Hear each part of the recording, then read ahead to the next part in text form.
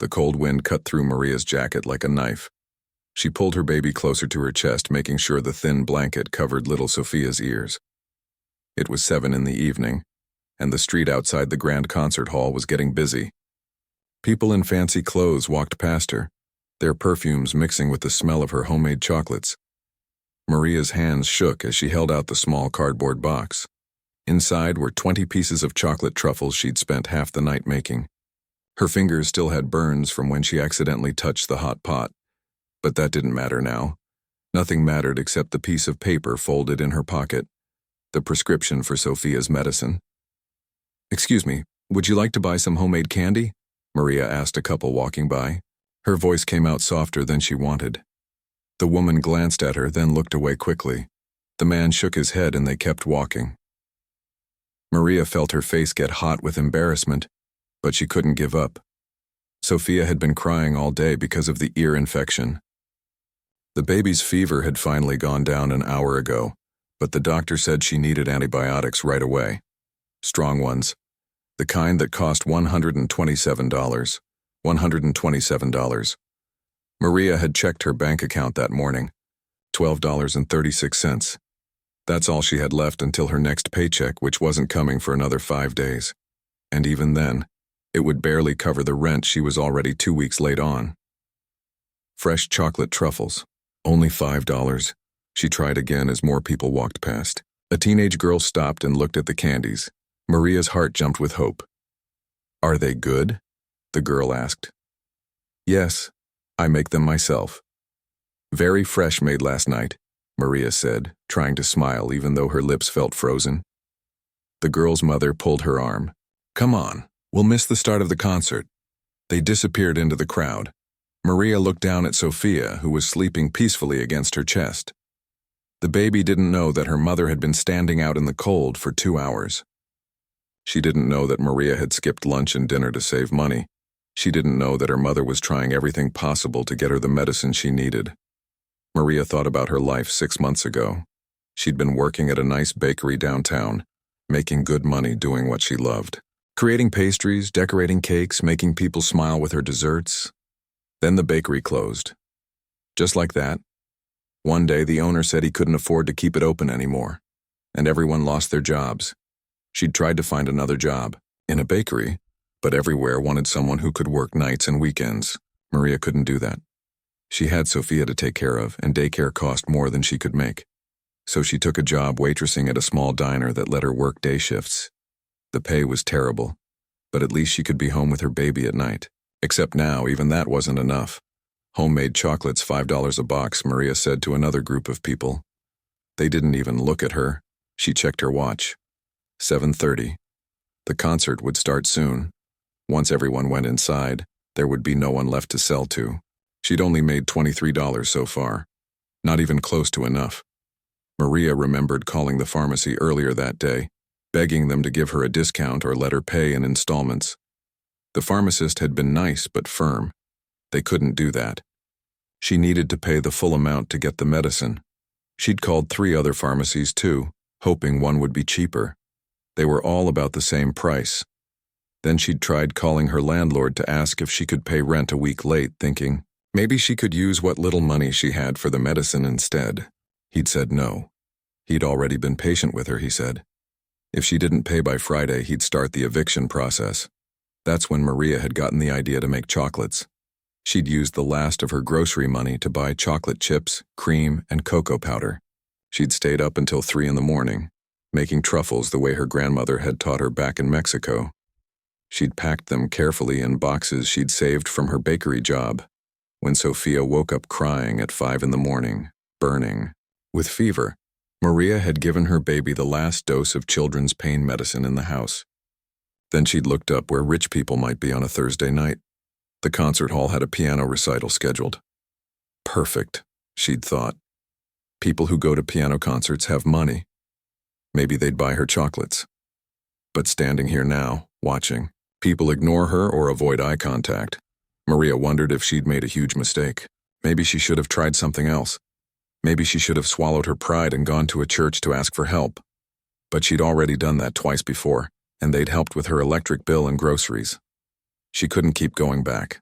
"Miss, you can't stand here," a security guard said, walking up to her. He looked uncomfortable, like he didn't want to be the bad guy. "Please, I'm just trying to sell some candy," Maria said.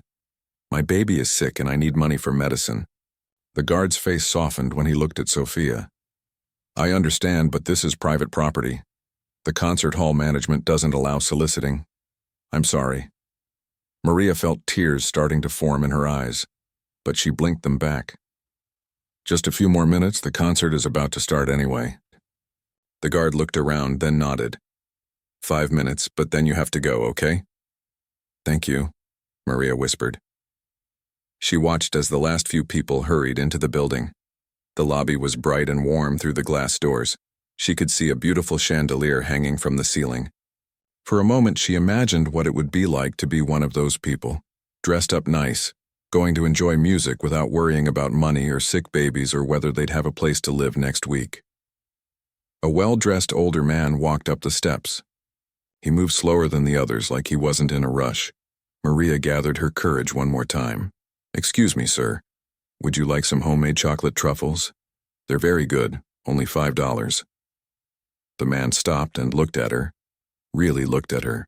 Not past her or through her, but at her. His eyes moved to Sophia, then to the box of chocolates, then back to Maria's face. "Did you make these yourself?" he asked. His voice was kind. "Yes, sir. Last night. They're fresh." He smiled a little. "What kind are they?" "Dark chocolate with cream filling. Some have a little bit of orange flavor, too." The man reached into his coat pocket. Maria held her breath. "Please buy one," she thought. "Please." He pulled out his wallet and took out a $5 bill. Then he took out another one. And another. Maria watched, confused, as he pulled out a $100 bill. "I'll buy all of them," he said. Maria's mouth fell open. "All of them? But sir, that's too much. I only have 20 boxes left and—" "I know," the man said gently. He pressed the $100 bill into her hand, then added the 3 5s on top. "Keep the change. Get your baby the medicine she needs." Tears started rolling down Maria's cheeks before she could stop them. "Thank you," she managed to say. "Thank you so much. I don't know how to thank you." The man took all the boxes of chocolates. "You just did," he said. "Take care of your little one. I hope she feels better soon." He turned and walked into the concert hall before Maria could say anything else. She stood there, holding the money in her shaking hand, hardly believing what had just happened. $115. Enough for Sophia's medicine and maybe some groceries, too. Sophia stirred against her chest and made a small sound. Maria kissed the top of her baby's head, breathing in that sweet baby smell that always made everything seem a little bit better. "We're going to be okay, mija," she whispered. "We're going to get your medicine right now." She walked away from the concert hall as fast as she could, heading straight for the 24-hour pharmacy 6 blocks away. The wind didn't feel as cold anymore. Her feet didn't hurt as much. For the first time in weeks, Maria felt something she'd almost forgotten about. Hope. James Chen sat at the grand piano backstage, but his mind wasn't on the music. He kept thinking about the young mother outside. The way her hands shook when she held out that box of chocolates. The sleeping baby wrapped in a blanket that looked too thin for November weather. The desperate hope in her eyes every time someone walked past. He knew that look. He'd seen it before, a long time ago, on his own mother's face. "Mr. Chen, 5 minutes until curtain," the stage manager said, poking her head into the room. "Thank you," James replied, but he didn't move toward the piano. He was 62 years old now. He'd played in concert halls all over the world. He had 3 houses, more money than he could spend in 2 lifetimes, and respect from everyone in the classical music world. But he'd started with nothing. Less than nothing, actually. His mother had been a single parent, too. His father had left when James was 3, gone back to Taiwan and never sent a penny. His mother worked 3 jobs to keep them in their tiny apartment in San Francisco. During the day, she cleaned office buildings. In the evening, she worked at a laundromat, and on weekends, she made dumplings and sold them on the street corner. James remembered going with her sometimes when he was 6 or 7. She'd set up a little folding table with a hot plate, and she'd sell pork dumplings for 50 cents each. People usually ignored her. Sometimes they were mean, told her to go back where she came from, but his mother never complained. She just kept making dumplings and smiling at people. One day, a music teacher from the community center bought some dumplings. She came back the next week and the week after that. Eventually, she and James's mother became friends. The teacher noticed that James was always humming songs or tapping rhythms on the table while he waited. She offered to give him piano lessons for free. That was how it started. That was how a poor kid from a single-parent home became James Chen, internationally known pianist. "Mr. Chen," the stage manager said again. "It's time." James stood up and walked toward the stage. The lights were bright and he could hear the audience settling into their seats. About 800 people, he guessed. All of them paid good money to hear him play. Some of them paid $200 for the best seats. He sat at the piano and placed his fingers on the keys. The concert hall went silent. This was always his favorite moment, right before the first note. The possibility of the music hanging in the air. But tonight he couldn't focus. He kept seeing that young mother's face. James played Chopin's Nocturne in E-flat major. His fingers moved automatically through the familiar piece. He'd played it 1,000 times, but his heart wasn't in it tonight. His heart was outside in the cold, with a woman trying to sell chocolates to save her baby. The first half of the concert ended, and the audience clapped. James stood and bowed, but he didn't smile. As soon as he got off stage, he made a decision. "I need to step outside for a moment," he told his assistant, David, who was waiting in the wings. "But intermission is only 15 minutes, David said, looking worried. "You need to prepare for the second half." "I'll be back in time," James said. He was already walking toward the side exit. The cold air hit him as soon as he pushed open the door. He looked around and saw her, still standing in the same spot, still holding her box of chocolates. The baby was awake now, making small fussy sounds. James walked over to her slowly, not wanting to startle her. She looked up when she heard his footsteps, and he saw the exhaustion in her eyes. This woman had been through a lot, he could tell. "Excuse me," he said gently. "Are you still selling those chocolates?" Her face lit up a little. "Yes, sir. $5 a box. How many do you have left?" She looked down at her box. 15, I think. "I sold a few." James pulled out his wallet. He took out all the cash he had. $500. He'd brought it to tip the stage crew and buy drinks for his musician friends after the show. But this was more important. "I'd like to buy all of them," he said, holding out the money. The woman's eyes went wide. She looked at the money, then at him, then back at the money. "Sir, that's too much. They're only $5 each. That would be $75 for all of them." "I know," James said. "But your baby needs medicine, doesn't she?" The woman's face crumpled. Tears started rolling down her cheeks. She nodded, unable to speak. "Take it," James said softly. "Please, get your baby what she needs." The woman took the money with shaking hands. "Thank you," she whispered. "I don't even know your name." "How can I thank you?" "You don't need to know my name," James said. "And you just thanked me. That's enough. Now go. Take care of your little one." He took all 15 boxes of chocolates, even though he had nowhere to put them and didn't particularly want chocolate.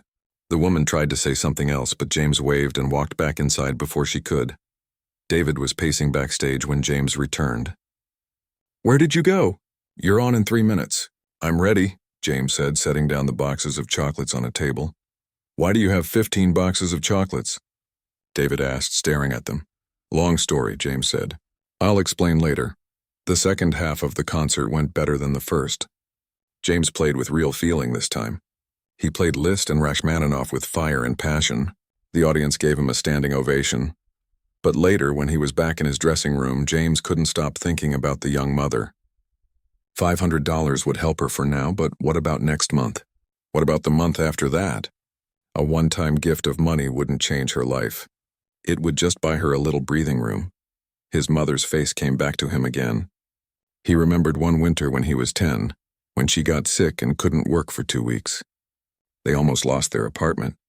A neighbor had helped them out, lending his mother money for rent. His mother had cried with relief and gratitude. But it was only a temporary fix. They were still poor, They still struggled every day. It wasn't until his mother's dumpling business grew bigger that things really changed. A local restaurant owner had tasted her dumplings and offered her a job as a cook. The pay was decent, and it was only one job instead of 3. For the first time, his mother had come home from work with energy left to smile and talk with him. That was what changed their lives. Not charity, not a handout, an opportunity. James pulled out his phone and called David, who had just left to go home. "Can you come back to my dressing room for a minute?" James asked. "Is everything okay?" David sounded worried. "Yes, I just need your help with something." David came back 5 minutes later. "What's going on?" "That woman outside, the one selling chocolates," James said. "I need you to find out about her. Not in a creepy way," he added quickly. "I just want to know her situation. Why she was out there, what kind of help she actually needs." David looked confused. "Why? You already gave her money." "Money isn't enough," James said. "I want to help her build a real future, not just survive another month." "How are you going to do that?" David asked. "You don't even know her." "Not yet," James said. "But that music teacher who gave me free piano lessons didn't know me either. She just saw a kid who loved music and decided to help. That changed my entire life." David was quiet for a moment. "You want to do the same thing for this woman?" "I want to try," James said. "Will you help me?" David smiled. "Of course. That's why you pay me, right?" "I pay you to manage my schedule and handle my correspondence," James said. "This is different." "I know," David said. "That's why I'm going to do it anyway." Over the next 3 days, David made some careful inquiries. He didn't want to invade the woman's privacy or make her feel uncomfortable, but he had friends who knew people who knew things. He found out her name was Maria Torres. She was 26 years old, originally from Mexico. She'd been living in the city for 5 years. Most importantly, David learned that Maria had worked as a pastry chef at a bakery that closed down. She had real talent and training, but she couldn't find another job because she needed to work during the day to take care of her baby. "There's more," David said when he called James with the information. "She's been trying to get into the Advanced Culinary Certification program at the community college. It's a 6-month program that would qualify her for better jobs, maybe even let her start her own business someday. But the tuition is $5,000, and she obviously doesn't have that." James listened carefully. An idea was forming in his mind. "What about childcare while she's in classes?" he asked. "That's another problem," David said. "The program has both day and evening classes. She'd need someone to watch the baby, and daycare costs about $800 a month. So money for tuition, money for childcare, and money to cover her rent while she's studying instead of working," James said, thinking out loud. "That's a lot of money," David said carefully. "Are you sure about this?" James thought about his mother selling dumplings in the cold. He thought about the music teacher who saw potential in a poor kid and decided to help. He thought about all the lucky breaks he'd gotten in his life, all the people who'd believed in him when he couldn't believe in himself. "I'm sure," James said. "Can you find her address?" "I want to meet with her properly. Explain what I'm thinking." "What are you thinking?" David asked. "I'm thinking about investment," James said. "Not charity, investment. When you invest in someone with talent and determination, the returns are bigger than any stock market gain." David laughed. "You sound like my grandfather. He used to say the best investment is in people." "Your grandfather was right," James said. 2 days later, David knocked on Maria's apartment door with an envelope. Inside was a letter from James Chen, explaining that he was the man who bought her chocolates. He wanted to meet with her to discuss a possible opportunity. He included his phone number and asked her to call him when she was ready. Maria stared at the letter for a long time that night, after she'd put Sophia to bed. The medicine had worked and her baby was healthy again. Maria had even managed to pay some of her rent. But she knew this was just temporary. Next month would bring new problems, new impossible choices. She looked at the phone number on the letter. This man, whoever he was, wanted to help her. But why? What did he want in return? Maria had learned to be suspicious of offers that seemed too good to be true. Life had taught her that lesson the hard way, but something in the letter felt genuine. The man wrote that he'd been in a similar situation once, that someone had helped him and now he wanted to help someone else. He wasn't promising anything, just asking for a conversation. Maria picked up her phone. Her hand shook a little as she dialed the number. Whatever happened next, she owed it to Sophia to at least hear what this man had to say. The phone rang twice before someone answered. "Hello, this is James Chen." Maria took a deep breath. "Hi, my name is Maria Torres. You sent me a letter." "Maria," James said warmly. "Thank you for calling. Ling, I'd love to meet with you if you're comfortable with that. I have an idea I think you'll want to hear." Maria sat across from James Chen in a small coffee shop near the park. Sophia was in her stroller, chewing on a teething ring and looking around at all the interesting things to see. Maria's hands wrapped around her coffee cup, but she hadn't taken a sip yet. She was too nervous. James looked different than she remembered from that night. Less formal. He wore jeans and a simple sweater, and he had a kind face with smile lines around his eyes. But Maria still couldn't shake the feeling that this was all some kind of dream that would disappear any second. "Thank you for meeting me," James said. "I know this must seem strange." "It does," Maria admitted. "I still don't understand why you want to help me. You don't even know me." James smiled. "That's fair. Let me tell you a story." He told her about his mother, about growing up poor, about the dumplings sold on the street corner. He told her about the music teacher who gave him free lessons, who saw something in him when he couldn't see it himself. "That teacher changed my entire life," James said. "Not because she gave me money, but because she gave me a chance. An opportunity to become something more than my circumstances." Maria listened, and slowly the tension in her shoulders began to ease. This man understood. He really understood what it was like. "I found out you used to work as a pastry chef," James continued, "and that you're trying to get into the culinary certification program." Maria's cheeks flushed. "You investigated me?" "I'm sorry if that feels invasive," James said quickly. "I just wanted to understand your situation better. I wanted to know how I could actually help, not just throw money at a problem." Maria looked down at her coffee. "The program would be amazing, but I can't afford it. And even if I could, I can't afford the childcare while I'm in classes. And I can't afford to work less while I'm studying. It's impossible." "What if it wasn't impossible?" James asked. Maria looked up at him. "What do you mean?" "I want to pay for your certification program," James said. "All of it. Tuition, books, everything you need. I also want to cover your childcare costs while you're in the program. And I'll pay your rent for 1 year so you don't have to worry about that while you're studying." Maria felt like all the air had left her lungs. She stared at him, unable to form words. "I'm not doing this because I feel sorry for you," James continued. "I'm doing this because you're clearly talented and hardworking. You made those chocolates from scratch, with almost no money, while taking care of a sick baby. That shows skill and determination. Those are exactly the qualities that deserve investment." "But why me?" Maria whispered. "There are so many people who need help." "Because I can't help everyone," James said honestly.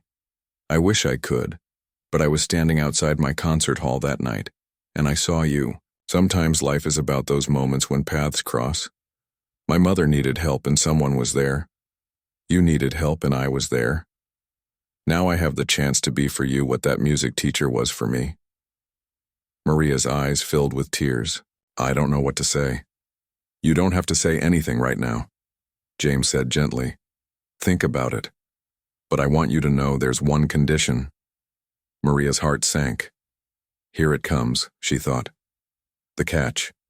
"When you're successful," James said, "when you're stable and doing well, I want you to help someone else. Not pay me back. Help someone else who's struggling, pass it forward." That wasn't what Maria expected. "That's it? That's the only condition?" "That's it," James confirmed. "I don't want your money. I don't want anything from you except for you, to succeed and then help someone else succeed when you're able to." Maria wiped her eyes. Sophia reached up from the stroller and Maria picked her up, holding her close. The baby grabbed her mother's hair and babbled happily. "There's something else," James said. "I'm planning to open a cafe next to my music foundation building. It's going to be a place where struggling artists and musicians can get affordable meals. A community space. When you finish your certification, if you're interested, I'd like you to run it. You'd be the manager and head chef. Real job, real salary, benefits." Maria couldn't breathe. This was too much. It was too good to be true. Things like this didn't happen to people like her. Why would you trust me with something like that? She asked. You don't know if I'm any good. James reached into his bag and pulled out one of the chocolate truffles she'd made. I saved one of these. I had it tested by a friend who's a food critic. Do you know what he said? Maria shook her head. He said whoever made this chocolate has exceptional skill. The technique is professional level. The flavor balance is perfect. He asked me where I bought them because he wanted to feature them in his magazine. Maria felt her cheeks get hot. Really? Really, James said. You have talent, Maria. Real talent. You just need a chance to develop it properly. That's all I'm offering. A chance. Maria looked down at Sophia, who was playing with her fingers and grinning. Her baby deserved a better life.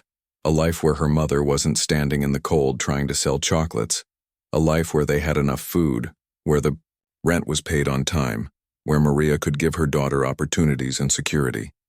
But accepting this much help from a stranger felt overwhelming. What if she failed? What if she couldn't handle the program? What if she disappointed this kind man who believed in her? I can see you're scared, James said softly. That's okay. Change is scary. But staying where you are is scary too, isn't it? Maria nodded. It was scary. Every day was scary. Wondering if Sophia would get sick again. Wondering if they'd have enough money. Wondering how long she could keep juggling everything before it all came crashing down. What if I mess up? Maria asked quietly. Then you mess up, James said with a shrug. Nobody gets everything right the first time. I made plenty of mistakes when I was starting out. I still make mistakes now. But you know what? Every mistake teaches you something. The only real failure is not trying. Maria thought about her abuela back in Mexico who had taught her to make those chocolates. Her grandmother used to say that God puts people in our path for a reason. Sometimes to teach us, sometimes to help, sometimes to remind us that goodness still exists in the world. Maybe James Chen was one of those people. Okay, Maria said, her voice barely above a whisper. Okay, I'll do it. I'll try. James's face broke into a huge smile. That's wonderful. That's really wonderful. They talked for another hour about the details. The culinary program started in 3 weeks. James would have his assistant David handle all the paperwork and payments.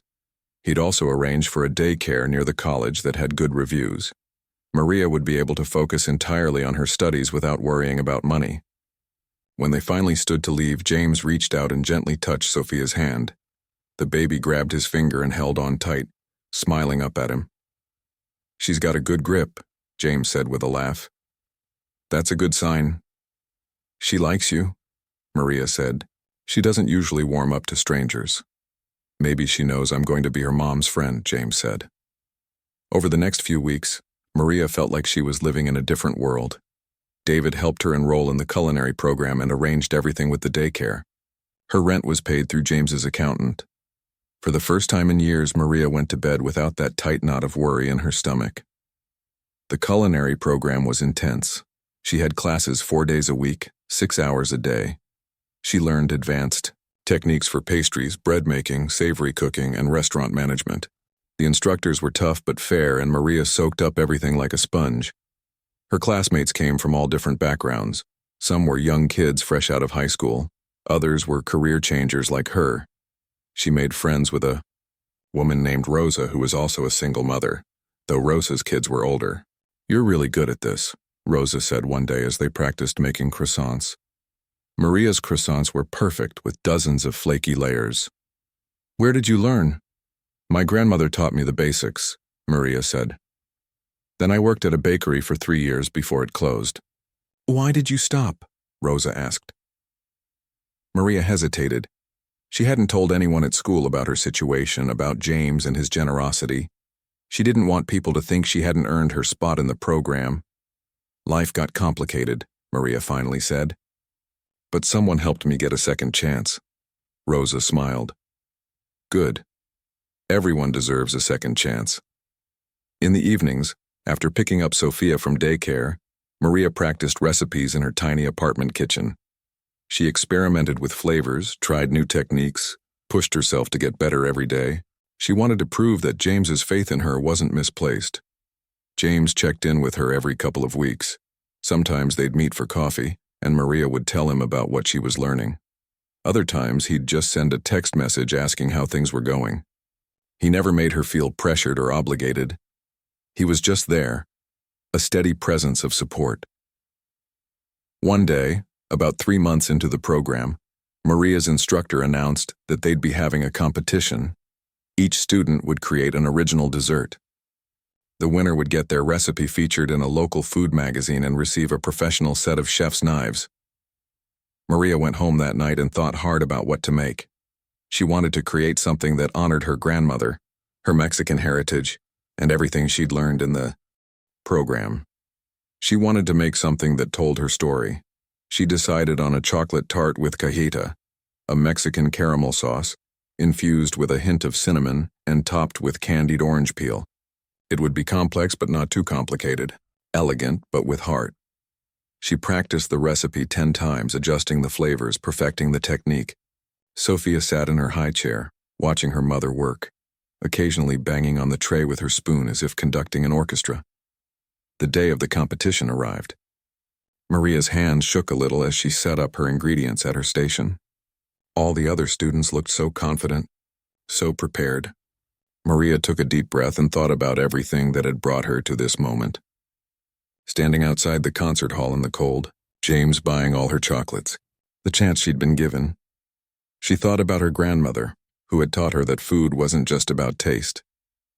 It was about love, about sharing, about bringing people together. Maria started to cook. 3 hours later, the judges tasted each dessert. They took notes, whispered to each other, tasted again. Maria watched them try her tart. One judge closed her eyes as she took a bite. Another judge went back for a second taste. When they announced the winner, Maria almost didn't hear her own name through the ringing in her ears. Maria Torres, for her Mexican chocolate tart with cajeta. She'd won. Rosa hugged her, jumping up and down with excitement. The other students congratulated her. The instructor shook her hand and told her she had a real future in the culinary world. That evening, Maria called James to tell him the news. "I knew you could do it," James said, and she could hear the smile in his voice. "I couldn't have done any of this without you," Maria said. "No," James corrected gently. "You couldn't have done it without yourself. I just opened a door. You're the one who walked through it and did the work." 3 months later, Maria graduated from the program at the top of her class. She stood on the small stage in the community college auditorium, holding her certificate, with Sophia in the audience clapping her chubby little hands. James was there too, sitting in the back row, clapping just as enthusiastically. After the ceremony, as everyone mingled and took photos, James approached Maria. "I have something to show you," he said, "if you have time." "Of course," Maria said. They drove to a small building next to James's music foundation. It was a corner space with big windows and a sign above the door that read, "Coming soon." James unlocked the door and led Maria inside. The space was beautiful, freshly painted with gleaming kitchen equipment and cozy tables scattered throughout. "This is your cafe," James said, "if you still want it." Maria walked slowly through the space, running her hand along the smooth counters, imagining the smell of fresh bread and coffee filling the air. She imagined people sitting at these tables enjoying food she'd created, talking and laughing and building community. "When can I start?" she asked, turning to face James with tears in her eyes. "Whenever you're ready," James said. Maria was ready. Maria stood in the empty cafe at 6 in the morning, a cup of coffee in her hand, and a notebook full of ideas on the counter. Sophia was with the daycare provider, and Maria had the whole day ahead to plan. The cafe was set to open in 6 weeks, and there was so much to do. She walked through the space again, imagining where everything would go. The display case for pastries here, by the window where the morning light would make everything look golden and delicious. The coffee station there where customers could watch their drinks being made. Tables scattered throughout, not too close together, so people would have space to breathe and think and create. James had told her this place was meant to be a community hub. Somewhere affordable where struggling artists, musicians, students, and regular working people could come for a good meal without breaking their budget. But it also needed to be sustainable. It needed to make enough money to pay her salary, pay the other staff she'd hire, and keep the lights on. It was a balance. Like everything in life, Maria opened her notebook and started making lists. She needed to figure out the menu, order supplies, hire staff, set prices, create systems for everything. It felt overwhelming but also exciting in a way that made her heart race. Her phone buzzed with a text from James. "How's it going? Need anything?" Maria smiled. James checked in often, but he never hovered. He trusted her to make decisions and only offered help when she asked for it. That trust meant everything to her. "Going well," she typed back. "Just planning. Lots to figure out." "You've got this," James replied. "Trust yourself." Those words, "trust yourself," had become like a mantra for Maria. For so long she'd been in survival mode, just trying to get through each day. She hadn't had the luxury of trusting herself or thinking about bigger dreams. But now, with the pressure of daily survival lifted, she was discovering that she actually had good instincts. She knew what she was doing. The first big decision was the menu. Maria wanted to honor her Mexican heritage while also appealing to a broad range of people. She spent days testing recipes, adjusting flavors, thinking about cost and preparation time. She settled on a rotating menu that would change seasonally but always include some core items. Fresh bread baked every morning. Pastries that combined Mexican flavors with French techniques. Hearty soups and sandwiches for lunch. And coffee. Really good coffee because people needed their coffee. The prices were the tricky part. James wanted the cafe to be affordable. But Maria knew from her business classes that pricing too low would make it impossible to stay open. She worked with David, James's assistant, who had some business experience, to find the right balance. "What if we do it in tiers?" David suggested during one of their planning meetings. "Regular prices that are fair and affordable, but then also a pay-it-forward option where people can add money to cover meals for those who can't afford to pay." Maria loved that idea. "Like a kindness fund?" "Exactly," David said. "And we can put up a small board showing how many meals have been paid forward. It'll encourage more people to contribute." They spent the next week building out the systems. Maria interviewed potential staff members and hired 2 other cooks and 3 servers. One of her new cooks was Rosa, her friend from the culinary program. Rosa needed work, and Maria knew she could trust her. "I can't believe you're giving me this opportunity," Rosa said on her first day of training. "You're not just saving yourself. You're helping lift other people up too." Maria thought about what James had said about passing it forward. She was starting to understand what he meant. Help wasn't just about receiving. It was about creating a chain of opportunities. 2 weeks before the opening, the cafe still didn't have a name. Maria had been thinking about it constantly but couldn't settle on anything that felt right. She wanted a name that captured the heart of what this place was meant to be. She was at home one evening, playing with Sophia before bedtime. Her daughter was 14 months old now, walking and saying a few words.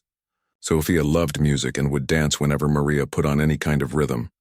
"Mira, mija," Maria said, putting on some soft guitar music. "Do you like this?" Sophia bounced up and down, clapping her hands and laughing.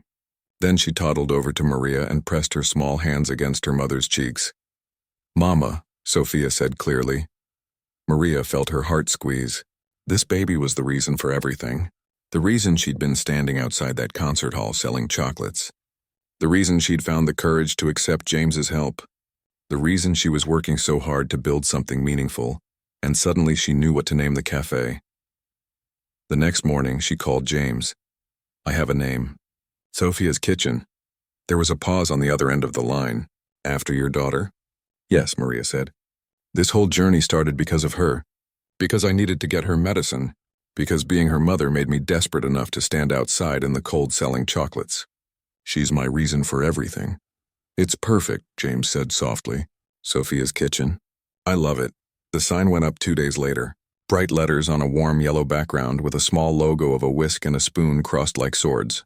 Under the name in smaller letters it read, "Good food, good community, good hearts." The opening day was set for a Saturday morning. Maria barely slept the night before. She kept going over everything in her mind, worrying about all the things that could go wrong. What if the bread didn't rise? What if they ran out of coffee? What if nobody came? But when she arrived at the cafe at 5 in the morning to start baking, Rosa was already there. "Couldn't sleep either?" Rosa asked with a grin. "Not even a little bit," Maria admitted. They worked side by side, preparing everything. The smell of fresh bread filled the cafe as the sun came up. Maria made batch after batch of pastries, her grandmother's chocolate truffles, conchas with the perfect crackly topping, empanadas filled with spiced pumpkin. The other staff arrived at 7. Everyone was nervous and excited. Maria gathered them together for a quick meeting before they opened the doors. "Today is important," Maria said, "but it's not about being perfect. It's about being real. We're going to make mistakes, and that's okay. What matters is that we treat every person who walks through that door with respect and kindness. This cafe is about more than food.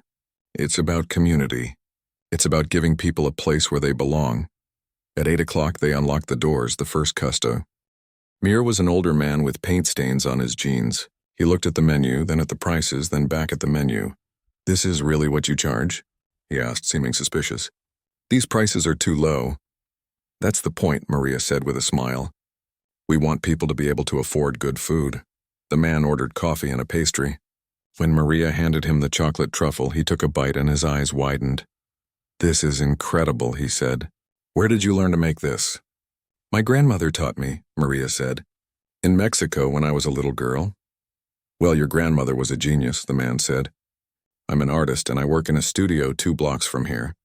I'm going to be a regular customer. You can count on that." More people came throughout the morning. Some were from the music foundation next door. Some were neighbors who'd seen the sign. Some were people who'd read about the opening in the community newsletter. James came in around 10 o'clock, when the morning rush had calmed down a bit. He didn't announce himself or make a big deal.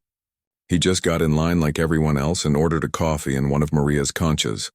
When Maria brought it to his table, he was looking around the cafe with a satisfied expression. The space was full but not crowded. People were talking, laughing, working on laptops, reading books. A young woman in the corner was writing music in a notebook. 2 men at another table were discussing a painting propped up against the wall. "This is exactly what I imagined," James said. "Thank you for bringing it to life." "Thank you for making it possible," Maria replied. "You made it possible," James corrected. "I just opened the door, remember?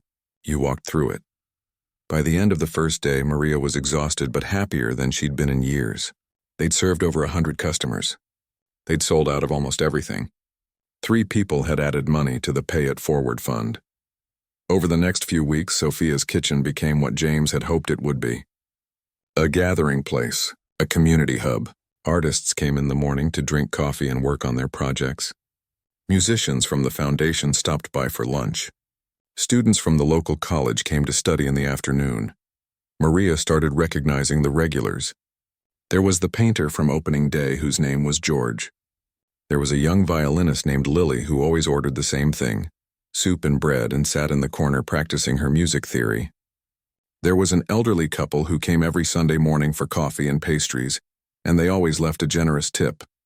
But Maria also noticed some people who came in, looked at the menu, then left without ordering. She realized these were people who couldn't even afford their low prices. It hurt her heart. One day she had an idea. She made a small sign and put it next to the register. "If you need a meal and can't pay, just ask for the usual. No questions asked." The first person to use the sign was a young man who looked like he hadn't eaten in days. He came up to the counter nervously and whispered, "Can I get the usual?" Maria smiled at him. "Of course. What sounds good to you?" She made him a big sandwich soup and gave him coffee and a pastry too. The young man sat at a table and ate slowly, like he was savoring every bite. When he finished, he came back to the counter. "I'm going to pay you back," he said. "When I get back on my feet, I'm going to come here and pay for other people's meals." "I believe you," Maria said. "And I'll be here when you do." 3 months after opening, Sophia's kitchen was thriving. They were making enough to cover all expenses and pay everyone a fair wage. Maria was even able to save a little money for the first time in her life. James started doing something special. Once a month, he'd perform a small concert in the cafe. Nothing formal, just him playing piano for an hour while people ate and enjoyed the music. He never charged anything or made announcements. He just sat down at the old upright piano Maria had found at a thrift store and played. Those nights were magical. The whole cafe would go quiet except for the music and the soft sounds of forks on plates. People who'd never heard live classical music before got to experience it up close. Children sat on the floor, mesmerized. Adults closed their eyes and let the music wash over them. Maria would watch from the kitchen, her heart full. This was what James had meant about community. This was what happened when people came together around good food and beautiful music and simple human kindness. One evening, after one of these concerts, a woman approached Maria at the counter. She was well-dressed and carried an expensive bag. "I'm a writer for the food section of the city newspaper," the woman said. "I'd like to do a story about this place." "About what you're doing here?" Maria felt panic rise in her chest. "I don't know. I don't want this to become about me." "But it is about you," the woman said gently. "And it's also about James Chen and what you're both building here. People need to hear stories like this. The world can feel so hard sometimes. We need reminders that goodness exists." Maria talked to James about it later. "What do you think? Should I do the interview?" "That's up to you," James said.